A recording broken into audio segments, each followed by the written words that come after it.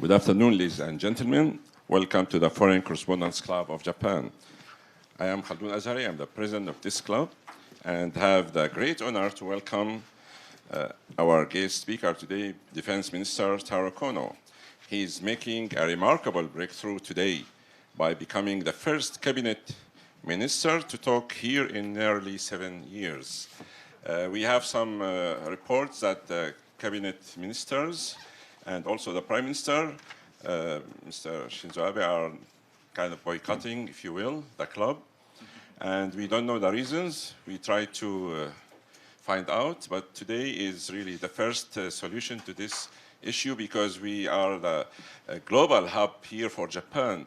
Any news about Japan mostly comes from here. So we would like the government of Japan to support this and give us some attention more than before, but today we are very honored to have Mr. Kono giving that. Of course, Minister Kono doesn't need any introduction, as he's always at the center of news in Japan. Currently, he is, of course, the defense minister, and he has been running the ministry in his usual foresight style. We all were impressed by his January 22nd bungee jump, and also SDF training, and also the parachute training. That's really remarkable performance by a defense minister. His latest surprise, if you want to call it that, was the announcement that Japan is canceling deployment of Aegis Ashore on land. Also, Minister Kono was the foreign minister prior to his current post. Some are whispering his next post might be at the Kantei. We don't know yet, but the polls are indicating this very strongly recently. This is for some only a natural development for a descendant of a well-known political family. His father, Yuhei Kono, was instrumental in making Japanese great policies in the government as a Minister of Foreign Affairs and also, I think, Secretary General of the LDP. Of course, also, I personally covered a lot of Minister Kono's activities and statements on the Middle East peace process and assistance to Palestinians. He was very influential in really making the region more peaceful than it sounds. Last but not least, at the FCCG, we are proud here to have a true friend for journalists in the Japanese cabinet. I attended many press conferences at the Foreign Ministry, and Minister Kono was replying in English. That's very encouraging for us, and he just told me at the ante-room that he is welcoming also attendance by foreign media in the Defense Ministry, and he will take questions and reply in English. That's really very good icebreaker for us. We don't need to pay the expensive translators. Ladies and gentlemen, please welcome our guest speaker, Defense Minister Taro Kono.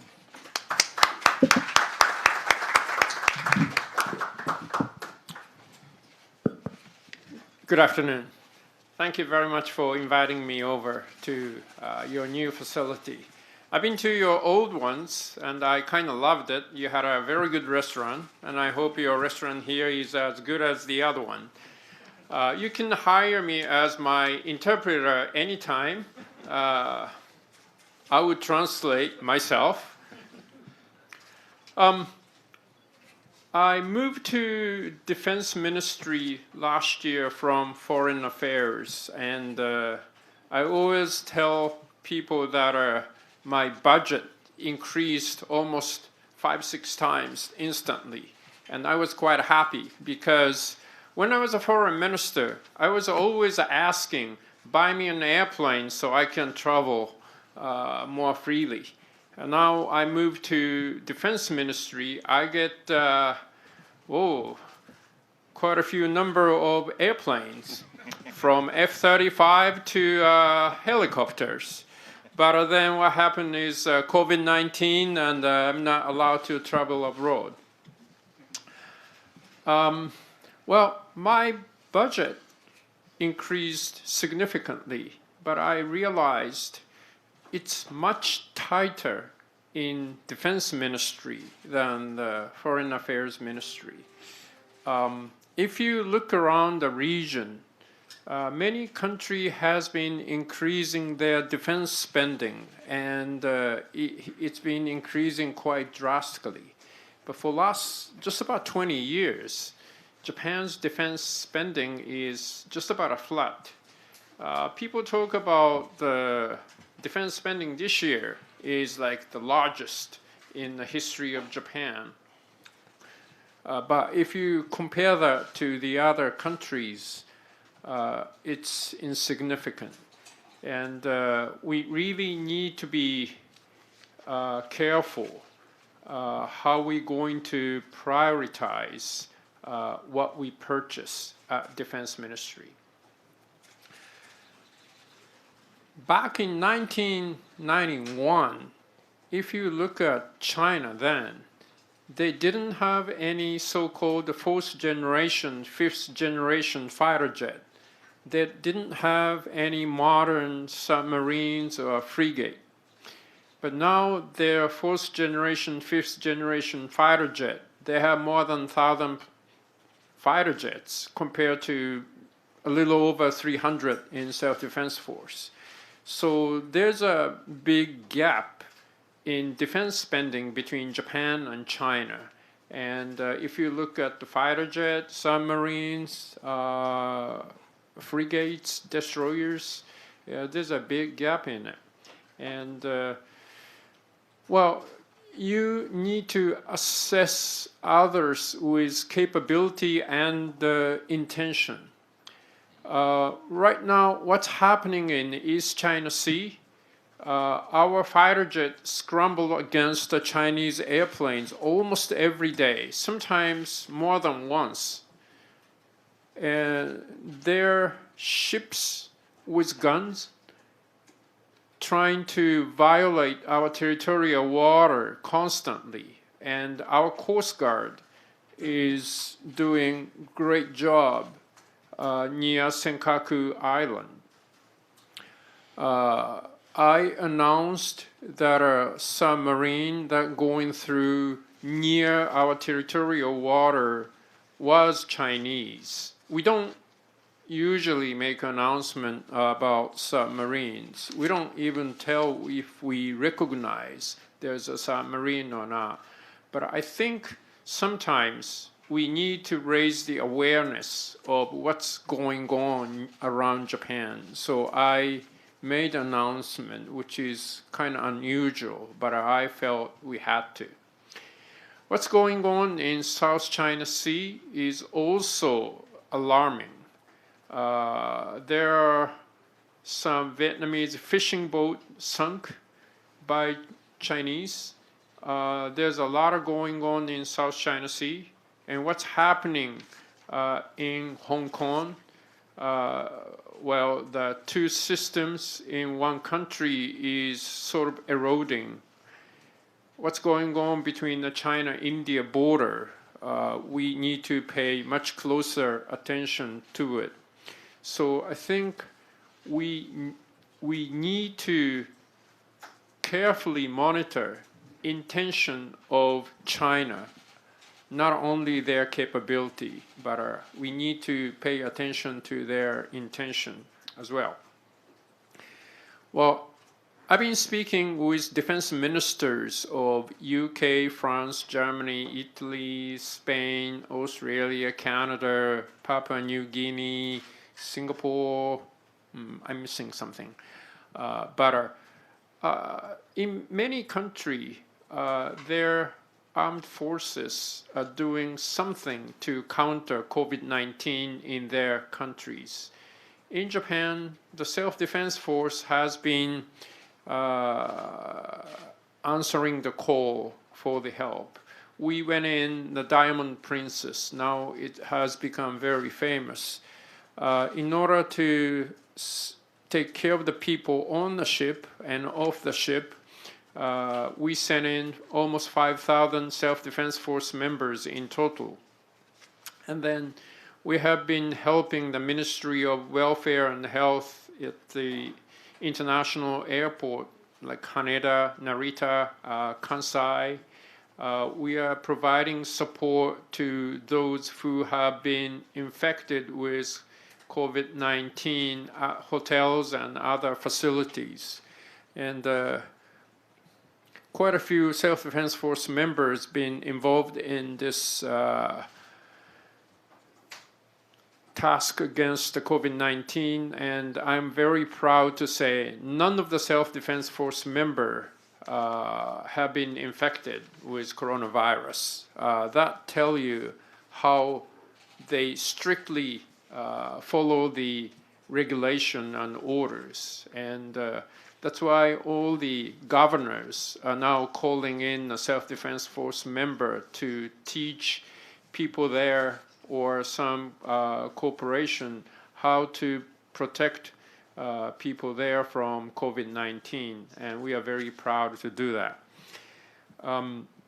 Now we are entering in the rainy season, and we sort of seeing heavier rains coming in, and I think the typhoons are getting stronger and stronger every year. So we need to be prepared for natural disasters as well. So how are we going to balance our self-defense force duty to protect the country, our territory, and lives of the people, and how are we going to deal with a natural disaster and the COVID-19? That's something new, and we really need to be carefully balance what we do, because usually typhoon comes in September, October. That's when self-defense force usually have a big exercise. Last year, we were not able to complete all those exercises because the self-defense force had to go in to rescue people and provide support for those who suffer from the rains and typhoons. So I think all over the world, all the military people are paying more and more attention to climate change, or rather climate crisis. And the self-defense force is no exception. So the fight against the climate crisis has become one of our duty here in Japan as well. Well, I could go on and talk about so many issues, but Jimbo-san told me I shouldn't talk more than 10 minutes, so I can take more questions from the floor. So I will stop here and ask me questions, and if I'm able to answer, I will. If I'm not, sorry. Thank you very much. We start with Richard. By the way, we will finish sharp at 4:55 because Mr. Kona has to leave and he has limited time. Thank you. Richard Lloyd Parry of The Times. Thank you very much for coming here today. You've been reported today as having said that after the cancellation of Aegis Ashore, one of the possibilities being considered is that Japan will acquire the power and the authority to make preemptive strikes on a potential aggressor. So the first question is that true?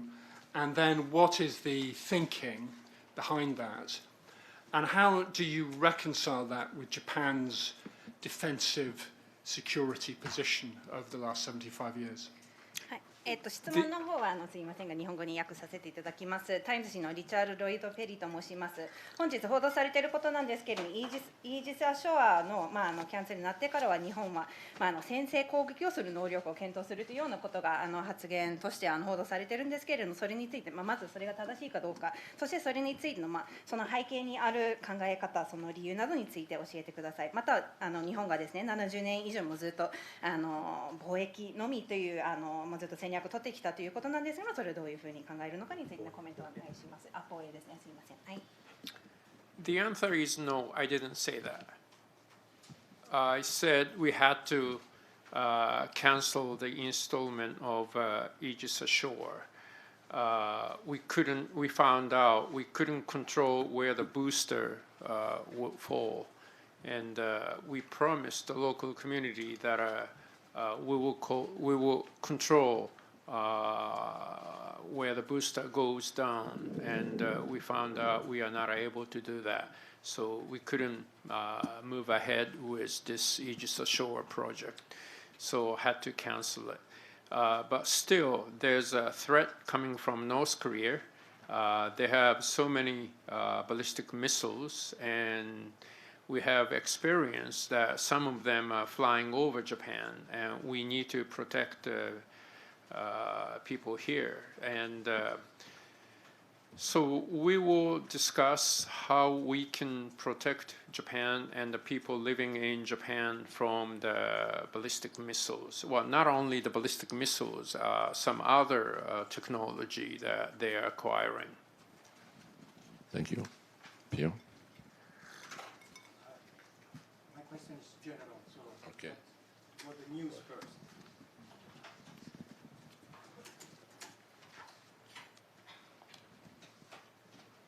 Thank you so much. My name is Kosuke Takahashi, Tokyo correspondent of the Jane's Defense Weekly in UK. Can I ask very short, 3 questions? Very quick, only one? Okay, only one. Okay. Defense Minister Kono, you said the reason why Tokyo decided to cancel the Aegis Ashore deployment plan is you can't promise the rocket booster will surely fall into the JGSDF Mutsumi site. Many people doubt this is the only true reason. How about the PAC-3, Patriot 3? For example, the PAC-3 is located in Ichigaya, and then if we launch the PAC-3, the debris will fall into the densely populated area of the Tokyo. So why you only cite the Aegis Ashore, not citing the PAC-3? Could you explain about this point? Thank you. はい、質問日本語で要約させていただきます。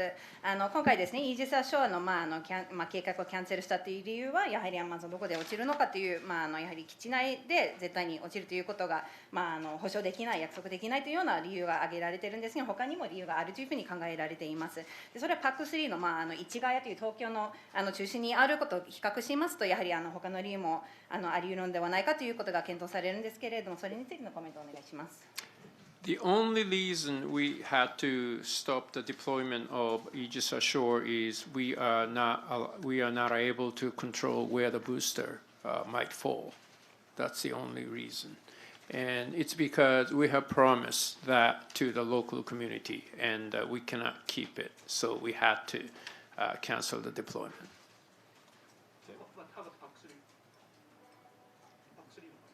Well, we have no commitment on PAC-3.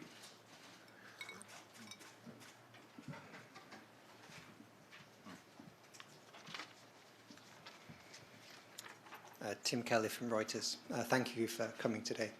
I'd like to follow up on Richard's question from the Times. When the National Security Council meets over the summer to discuss options for what Japan will do for missile defense, is a preemptive strike, a strike capability, one of the options that will be considered by the National Security Council? はい、ロイターズのケリと申します。今年の夏にですね、NSC が、今後のミサイル貿易のオプション、選択肢について検討することになると思うんですけれども、その時に先制攻撃、敵の攻撃の能力などについて検討されるでしょうか。I cannot speak for the National Security Council, but I don't think we are excluding any option before discussion. I don't know if preemptive is the right concept. People now talking about preemptive strike. I don't know if they are using the term correctly, or I'm not sure if they are defining the meaning of that correctly.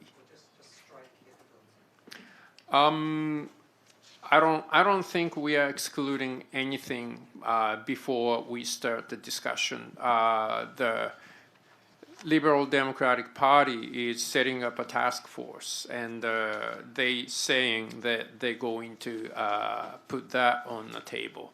So we'll see how it turns out. Andy?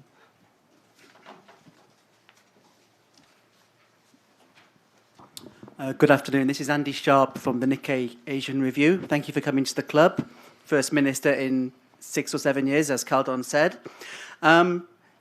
First question is on that. I mean, is there a ban on ministers attending the club? And if there is, or even if there isn't, what was your decision? Why did you make this decision to come to the club today to speak?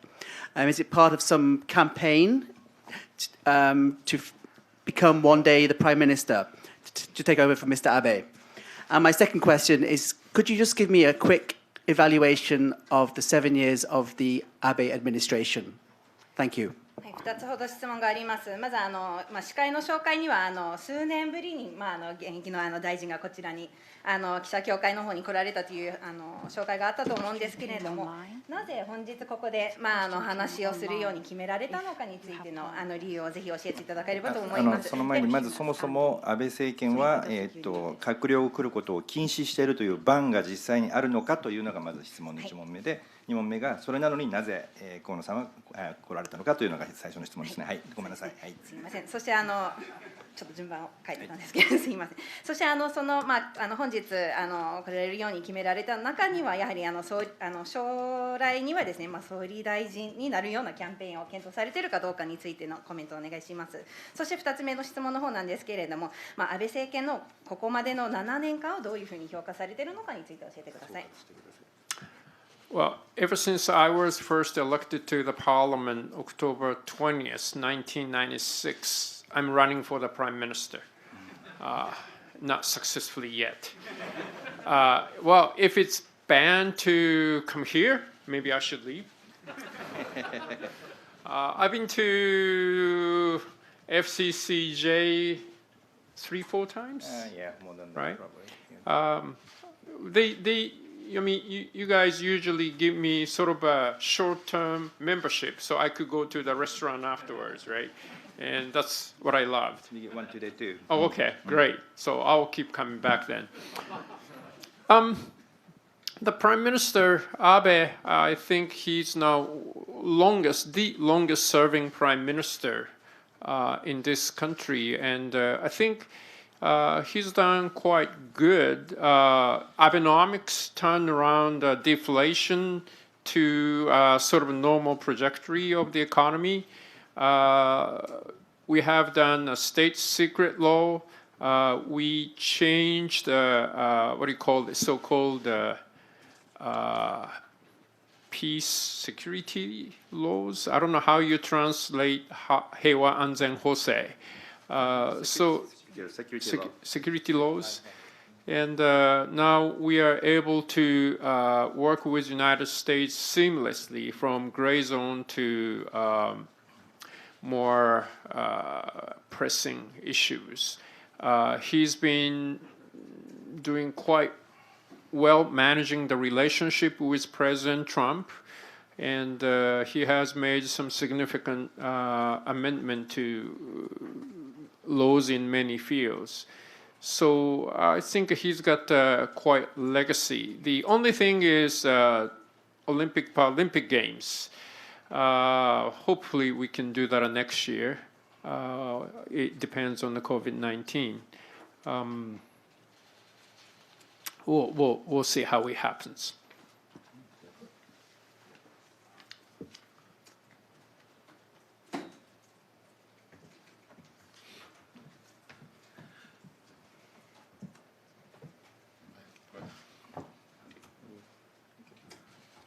Thank you for coming. I have one question. Your name, please. Yeah, my name is Nakano. I'm freelance. Japan's defense ministry is beefing up cybersecurity these days, but Japan's cybersecurity ability is obviously far behind countries like the US, Russia, and China. So my question is, how do you think Japan can compete with those countries in the future? Thank you. フリーランスの中野です。サイバーセキュリティについての質問なんですけども、日本は最近ですね、強化されていると言ってもですね、まだやはりアメリカ、ロシア、そして中国に比べては遅れているというふうに言えると思います。今後どういうふうにそのサイバーセキュリティの分野において競争力といいますか、今後やっていく予定なのかについて教えてください。Yes, we are starting out cyber space, electromagnetic field, and things like that. We need a lot to catch up. And in cyber field, I think we need to recruit good people with technology. We need to train them. We need to hire them. And, well, we got to do a lot of things. So we just started sort of baby step right now. And it will take some time to catch up with the capability of the United States and China. Now we are allowed to hire people with much higher pay line. We're still not able to find the right people to do that. We are talking to several universities and several corporations for training our personnel. So we will try to do the best we can and hopefully do that. The same thing, we just started Cyber Operation Squadron. We're just starting out with a couple dozen people, and we hope to increase the number of it. Well, then we need to shift the resource from the existing field to new field. As I said at the beginning, our budget's very tight. So in order to shift the resource, we really need to prioritize what we're going to do or what we're going to procure. And it's not easy, but that's something we really had to do. I mean, if you look at the budget situation, the budget deficit situation of this country, I don't think anyone's expecting our defense budget goes up drastically for next couple of years. So prioritization is a key for success, I guess. Thank you. I would like to ask a question we received by email. We have this system now. It's from Ms. Isabel Reynolds of Bloomberg News. They are really short questions. First one, with the cancellation of the Aegis Ashore missile defense system, does it also means the cancellation of the $3.3 billion contract for Raytheon interceptors announced by the State Department last year? That's first question. And then second question, if you read John Bolton memoir, he said that the Trump administration demanded $8 billion annually for host nation support, what's the so-called sympathy budget. Is that true? Thank you. We have been talking with the United States how to improve our ballistic missile defense capability or integrated air missile defense capability. So we are trying to make maximum use of what we have contracted with the United States. How are we going to do that? We still need to look into it. So it doesn't really mean outright cancellation. I wanted to buy Mr. Bolton's book, so I accessed to Amazon. It's sold out, so I downloaded to my Kindle, and well, I'm not good at using Kindle. I haven't finished the book yet, but we haven't really started out a negotiation on host nation support. We haven't really heard anything from United States about those issues. Thank you. Patrick?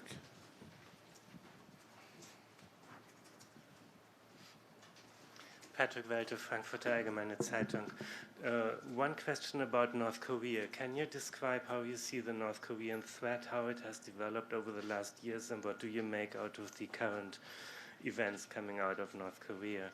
And second, when you said earlier that you're not sure if the term preemptive strike capability is the right term, can you define what you think is the right term for these capabilities?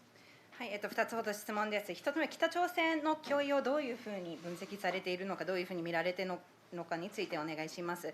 特にここ最近の動き、ここ数年の動き、そして今最近の変化などについてどういうふうに評価されているのかについてのコメントをお願いします。そして2つ目の方は、先制攻撃というのは正しい定義ではないというようなご発言が先ほどあったんですけれども、もしそうであれば具体的にどういうふうに定義されるべきなのかについてご意見をお願いします。Well, we are trying to find out what's going on in North Korea. Recent movement is quite, what's the right word? Quite strange. I don't know, strange is a good word. We suspect, number one, the COVID-19 is spreading around North Korea as well, and Kim Jong-un is trying not to infected by COVID-19. So sometimes he doesn't come in public. Number two, we have some suspicion about his health. Thirdly, the harvest last year in North Korea wasn't quite good or bad, actually. Or the economy in North Korea is not doing well. So Kim Jong-un or his regime needs some scapegoat so that people would look outside of North Korea. So it could be possible that's why they're so harsh on ROK government right now. So we are trying to gather information and analyze it and see what's really going on in North Korea. We have been talking to United States and other countries. We are exchanging information about that. The discussion in NSC will be obviously within a constitutional framework, and we have set policy regarding the security issues. So the discussion will be within the boundary of that. People casually say preemptive, and some people really not defining the term correctly or precisely. So you gotta ask them what they actually mean by whatever they are saying. Thank you. Pio?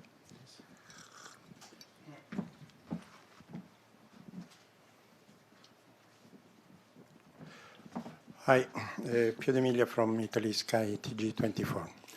Again, thank you very much for joining us today. My question is not about the incumbent Kono. It's more about the past Kono and possibly the future Kono. I'm talking about the nuclear issue. You may remember how many times we met many years ago talking about the need of Japan to phase out the nuclear power. And I don't want to put you in a difficult situation now, since you are a member of this government that officially promotes nuclear power again. But let's imagine that it is true what we hear, that Kono Sensei becomes prime minister. Then would this issue become a priority again for you?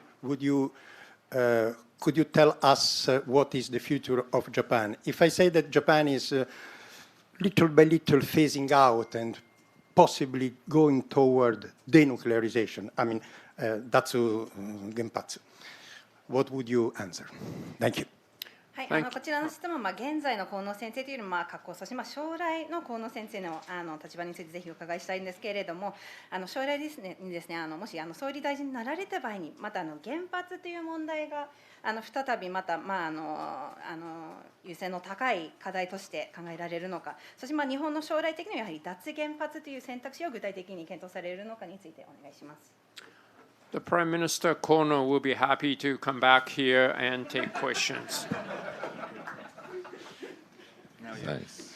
I have your words. It's a promise. Thank you. Teddy, go ahead. Teddy. You have a question, you said? Oh, yeah, Yeah, sure, go ahead. sure. Okay.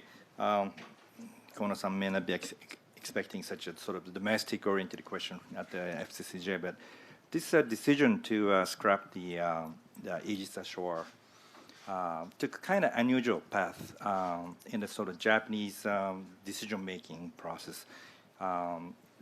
The LDP apparently wasn't informed or pre-consulted about it at all, and some members are very angry at you. So my question is, why did you choose to do it that way? Why did you keep it secret from, say, called relevant parties, and then you suddenly just went on to announce it yourself? And as a follow-up, I assume you consulted at least with the Prime Minister Abe. I want to confirm that if you did consult with Prime Minister Abe, and what his reaction was, and also did you also consult with any of your counterpart in the United States about this scrapping the Aegis Ashore plan? Thank you. イージス・アショアのこのキャンセルするという決断に至るプロセスについてなんですけれども、日本の政治として決定のプロセスとしては非常に珍しいような過程だったというふうに考えられます。事前に自民党の方で相談するというよりも独自で発表されたというような経緯だったと思うんですけども、なぜこういうようなやり方を選ばれたのかについて、そして2つ目としては事前には総理とは相談されたかと思うんですけれども、それがそうであるかどうかという確認をさせていただければと思います。総理の反応も教えてください、もしできれば。はい。そして総理だけではなくてアメリカのカウンターパートとも事前に相談されたかについてのコメントをお願いします。We chose two sites for deployment of Aegis Ashore, one in Yamaguchi Prefecture, one in Akita Prefecture. And Ministry of Defense sometimes mishandled situation. We made mistakes and we weren't handling it well. And my predecessor had to visit two prefectures and make apology for that. And so the first thing I thought is, well, I need to at least inform the governors of the two prefectures before anyone else. So, and there has been some leaks about Aegis Ashore, and I don't know if you recall, governors asked a question about those leaks, and he was saying, I have not heard from anything from Ministry of Defense yet. And I didn't want to repeat that. So I just told my staff in the Ministry of Defense that we have to keep it secret until I call the governors of two prefectures, then we can go public. And we don't know where the leaks are coming from. So I told my staff, don't inform anyone because we don't know where the leaks are coming from. So the only way to prevent that is don't tell anybody. But I did go to the Prime Minister's office and discussed with the Prime Minister and Chief Cabinet Secretary beforehand. Actually, on Friday, the Friday before my announcement, I was in Prime Minister's office, sitting with the Prime Minister and Chief Cabinet Secretary, and we finally made the decision then, and I made an announcement on, I think it was Monday afternoon, I think. So I just didn't want the governors to hear secondhand news. That's it. How about the U.S. counterpart? The Ministry of Defense has been discussing this issue, including this booster thing, with the United States constantly, almost every day. So they are well informed before my announcement. George? Yeah, please. Yes. Yes.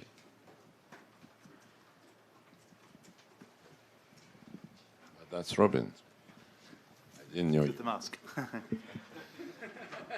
So who is this correspondent? New one. Robin Harding from the Financial Times. Thank you for coming today. First, you said you had suspicions about Kim Jong-un's health. Could you elaborate on those suspicions at all? And second, you referred to Chinese activity around the Senkaku Islands and also to the confrontation between Chinese and Indian troops along their border. Do you think there's any connection with these border activities of the Chinese military? And at what level within the Chinese government do you think they're directed? Thank you very much. はい、ファイナンシャル・タイムズの記者です。2つほど質問があるんですけど、先ほど北朝鮮に関して、金正恩氏の体調について疑いがあるというような話があったと思うんですけど、それについてもう少し詳しく教えていただければと思います。そして2つ目の方が、中国の尖閣諸島、そして中国とインドの国境の方での動きについてのコメントもあったかと思うんですけれども、中国の、軍隊のこういう国境などの近辺での動きなどについての、関連があるかどうかについてのコメントをお願いします。で、それを中国の政府の中でどこのレベルでの動き、どこのレベルでの判断というふうに考えられているのかについてのコメントもお願いします。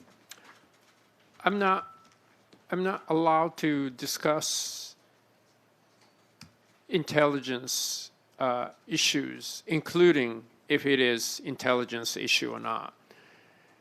I don't know if issues around Senkaku is connected to the border issues of Indo-China, but obviously China is trying to change the status quo unilaterally in East China Sea, South China Sea, and Indian border, and Hong Kong as well.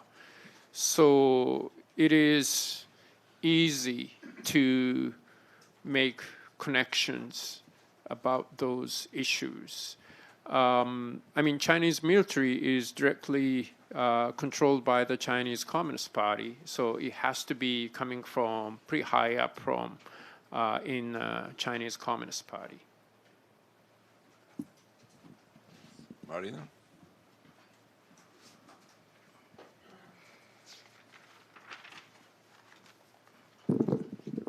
Marina Yoshimura from the Quill Times. Thank you so much for coming to the club. So whether it's the Aegis Ashore or other defense activities, have you considered signing reciprocal security agreements with the Five Eyes to build your military capacity instead of relying solely on security agreements with the United States? And if so, how do you plan to proceed? And if not, why not? Thank you. イージス・アショアも含めてですね、アメリカとの協定だけではなくて、ファイブアイとも協定を結ぶことを検討されているかどうかについてのコメントをお願いします。Well, Japan-U.S. security treaty has been the cornerstone of our defense strategy as well as peace and stability in the region. This year marks the 60th anniversary of the treaty, and we are very happy about it. And I think this alliance hopefully will last much longer, and it would contribute to the peace and security of the region into the future. The Ministry of Defense and Self-Defense Force is trying to increase our defense cooperation and defense exchange with other countries. We are just modifying our organization so we can have more interaction with country other than the United States. We are now trying to negotiate AXA with some countries and sort of status forces agreement with some countries, and we are hoping to make more agreement on many issues concerning defense exchanges. It's not limited to just Five Eyes.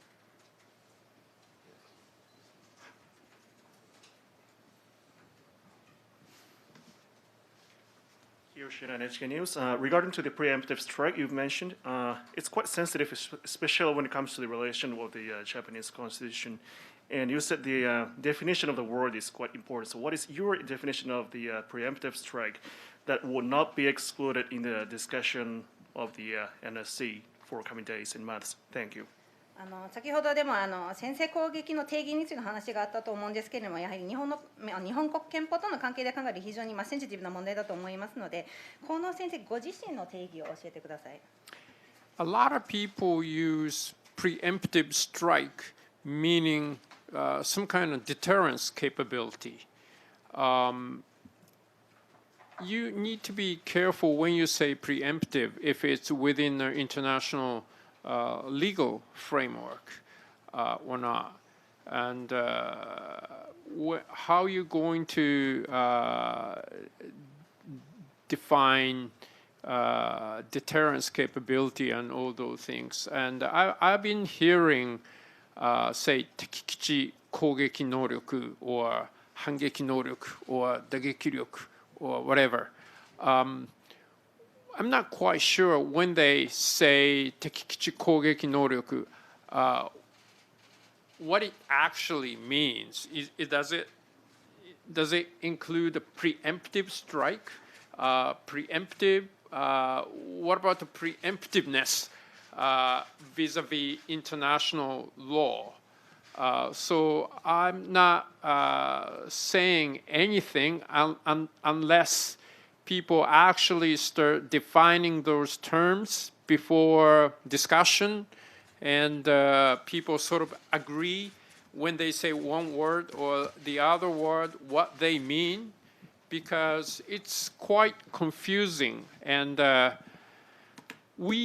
think one of the important role of Ministry of Defense is to provide information to the general public about missile defense or integrated air missile defense of Japan, and what are the threats that we are looking at, what are the options we can take, and the pros and cons of each options.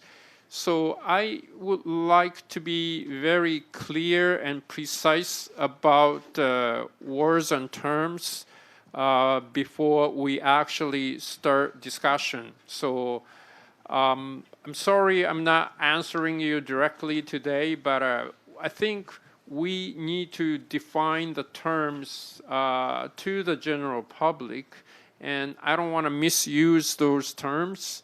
And when we start alternative or supplement to the Aegis Ashore, we need to do the precise discussion with precise definition of the terms.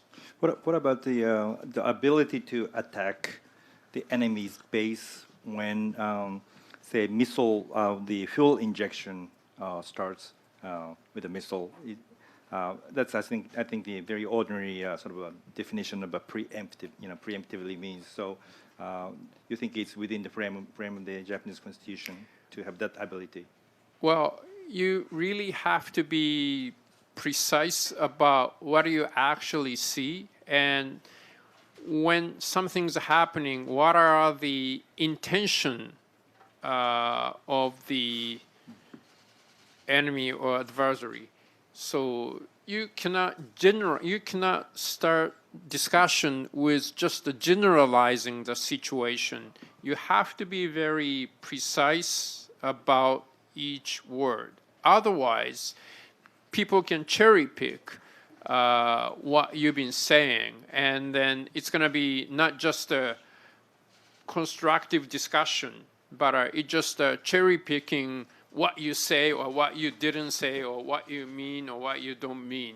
So I don't think that's the healthy discussion. So we need to start out with defining the term and what we are trying to do. So I don't think it's healthy to start about certain term or certain vocabulary.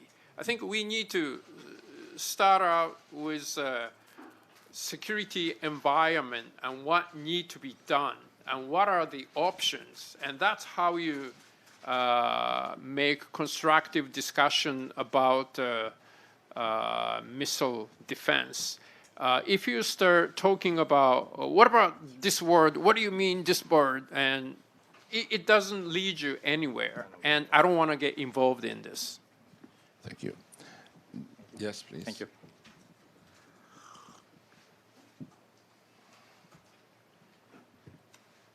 Hi, I'm Walter Sim from the Straits Times of Singapore. Thank you for coming today.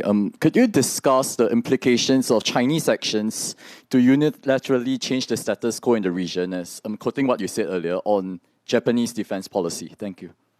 中国の最近の動きについては先ほどご発言があったと思うんですけれども、日本の国家の安全保障の戦略についてどういう影響があるのかについてコメントお願いします。シンガポールの記者です。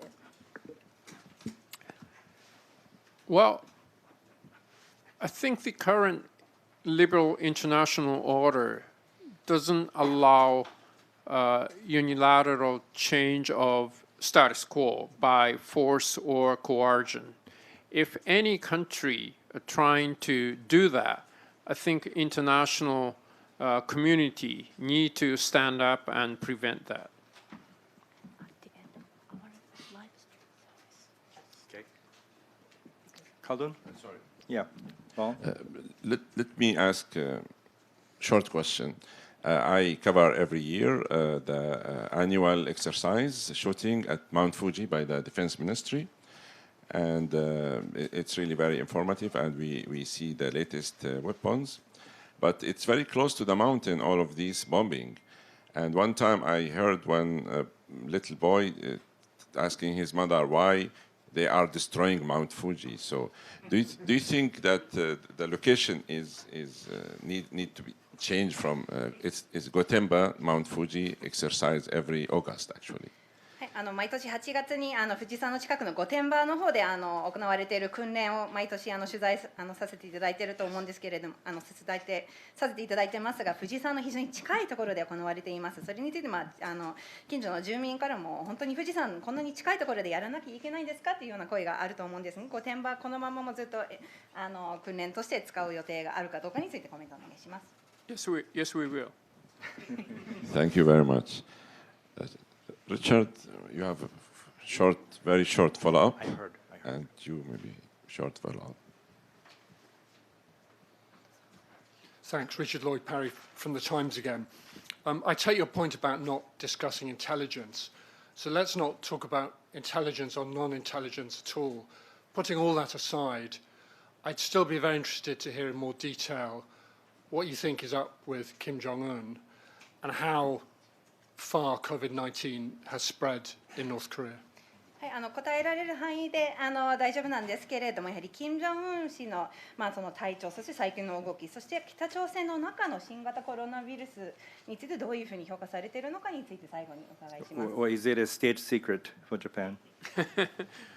Well, I've been reading a press report about COVID-19 in North Korea, and I think the commander of U.S. forces in Korea also talked about that he believes that COVID-19 is already inside North Korea. I personally agree his view. We just need to estimate how widely it is spreading in North Korea.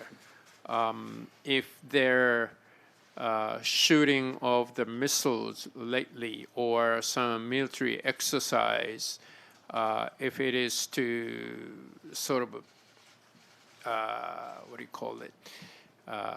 change the attention of the North Korean people away from COVID-19 or not, or if it is to sort of take away the attention of North Korean people away from Kim Jong-un health or the bad harvest or bad economy.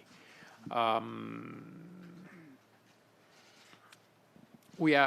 don't have clear answer to that, but I personally believe that there are some chances it could be one of those. Thank you. What about his health?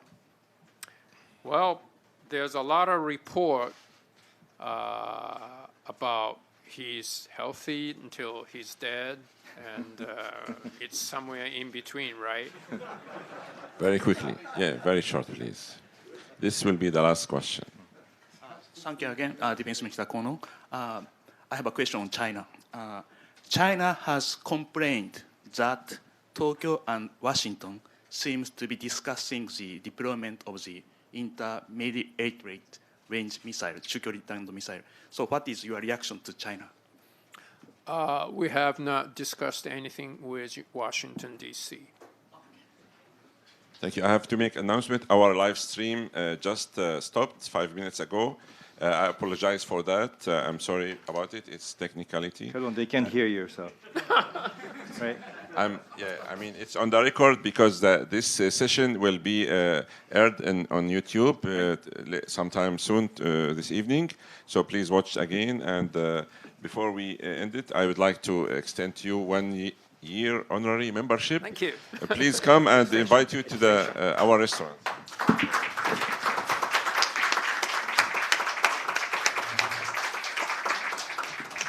Please remain seated until our guests leave. Thank you.